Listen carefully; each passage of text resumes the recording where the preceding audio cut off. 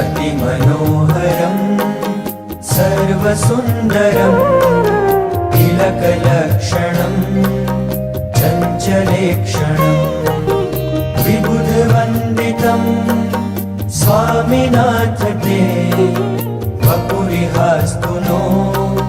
नित्यदर्शने मदनमोहनं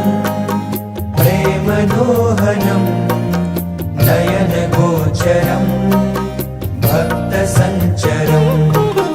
भुवि सुदुर्लभं स्वामिनाथ ते वपुरिहास्तु नो नित्यदर्शने निजजनैः सदा वाञ्छितं हृदा परसुखावहं रुत्तमोपहं परममङ्गलं स्वामिनाथ ते वपुरिहास्तु नो